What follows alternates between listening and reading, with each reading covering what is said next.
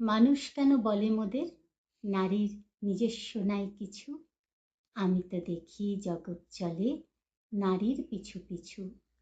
বাপের ঘরের লক্ষ্মী আমি, স্বামীর ঘরে অন্নপূর্ণা, ছেলের ঘরে জননী আমি। আমি বিনা এ সংসার অসম্পূর্ণা। আমার থেকে আপন করতে আর কি কেউ পারে?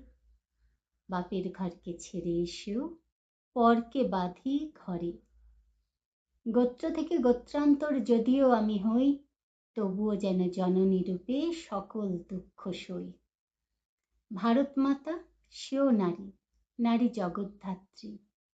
নারী হলো এ জগতের সবার জন্মদাত্রী। পুরুষতান্ত্রিক সমাজ তাই পুরুষকে বড় করে। জেনে রেখো সেই পুরুষকেও নারী গর্ভে ধারণ করে। মহাকাল আমার পদতলে শায়িত চিরকাল, আমি ছাড়া এ জগৎ সংসার সবই হবে অচল।